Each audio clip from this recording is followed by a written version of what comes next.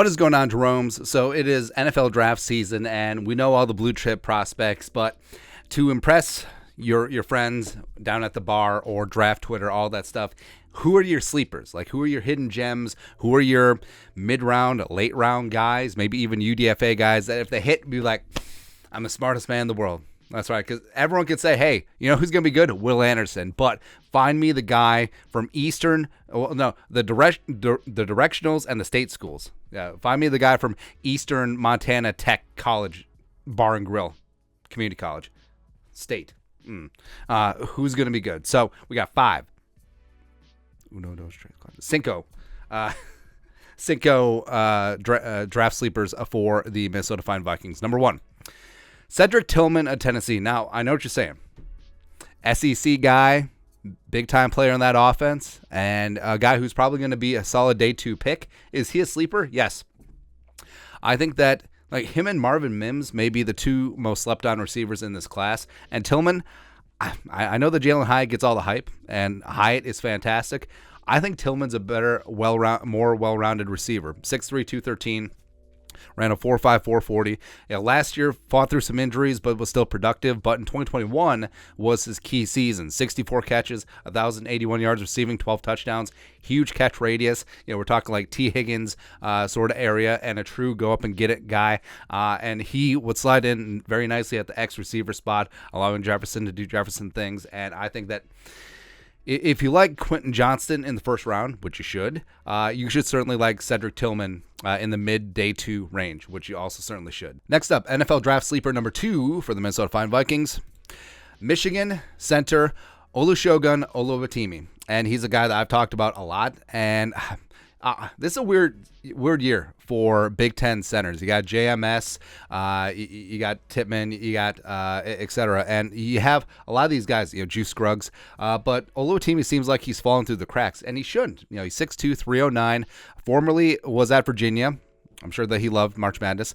Then transferred to Michigan last year, and he was an absolute monster in the middle for Michigan. It was a big reason why a running back, Blake Corum, just went boom last year. 80.4 PFF grade, 0 sacks allowed, leadership anchor, rogue grader in the run game, was just really getting after it.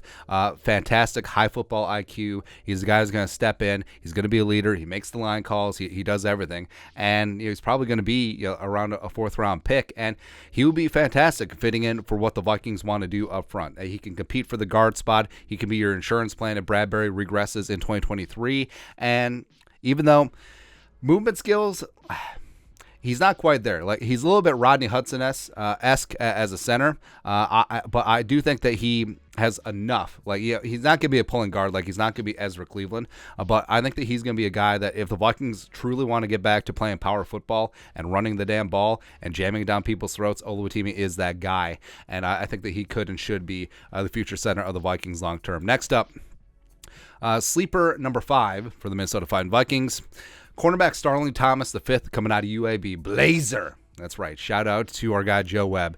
So he 5'10", $194, first team All-Conference USA in 2022. Sort of falling through the cracks in terms of this really deep and wide quarterback class, but 79.7 PFF grade, 9 passes broken up, a 69.4. Nice quarterback rating when thrown at. Ran a 4.3 at his pro day. Really good hips. More of a press man, savant. Has some return flexibility as well. Now, being 5'10", solid on the outside. A lot of teams are going to try and jam him inside and into the slot, which is fine. But feisty, tenacious, gets after it, is versatile. Love his hips as well. Could be a 5th or 6th round type guy. I think that would be a good value for the Vikings. Next up, sleeper number 4 for the Minnesota Vikings, linebacker Dee Winters. Now, I know what you're saying.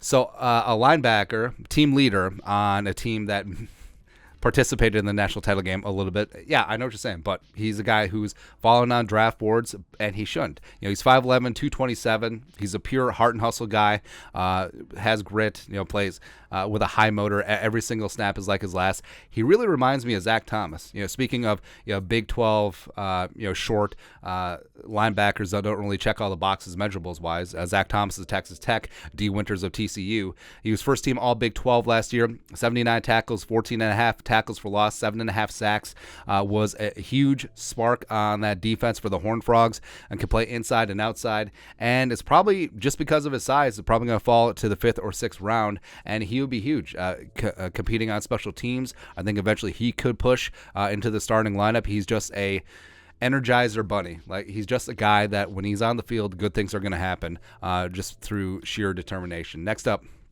draft sleeper number 5 for the Vikings, Jose Ramirez, Eastern Michigan. So he's 6'2", 242. Originally was at Arizona, then went to community college, and then ended up in Eastern Michigan. Now, he's not Max Crosby. Like he's not sticking with the Eastern Michigan alums. Like, he's not going to be a guy who comes in and is just dominant. But, you know, at 6'2", 242, he's going to be a sub-package pass rush specialist.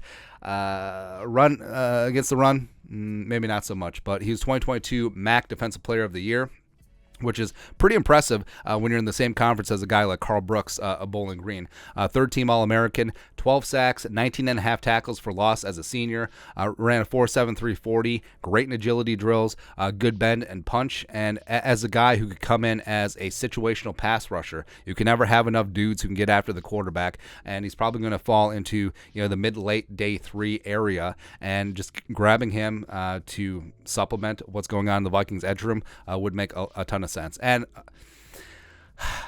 I can't leave you Jerome's without a quarterback. So number 6, Jaren Hall, coming out of BYU. So he's a guy I've been digging a lot more on, and I'm really loving him. I really am. So he was Zach Wilson's replacement in Provo.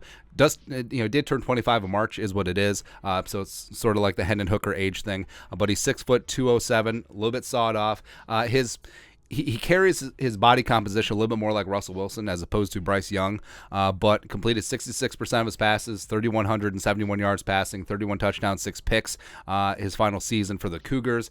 Undersized, but a good athlete, really solid arm, got good touch, can drive outside the numbers, and also he takes care of the football. Like, he doesn't force it. He's got a very good touchdown to interception ratio, and everyone's looking for the next Brock Purdy, right? Purdy were a guy that you plug into the offense where he's not going to make a mistake and take what the defense gives him and can sort of nickel and dime the defense to death, which again, there's nothing wrong with that. And having a guy like Jaren Hall, like, maybe he doesn't develop into a starter down the line, but a very solid and capable backup with some upside, sure. And if he falls into, you know, the mid to late day 3 area, and the Vikings either in the 6th round or they trade back or they get some more late picks and they strike out on some of the big time quarterbacks, you know, grabbing Jaren Hall just to be a developmental guy and have him sit and be QB3 and then go from there wouldn't be the worst idea in the world. So that's it. So there's our 5, just kidding, 6 NFL draft sleepers for the Minnesota Fighting Vikings. Let us know your thoughts or our thoughts in the comment section below. Subscribe for daily Vikings takes. Once put the work, put a little something in the Venmo. But till next time, Skull Production Value.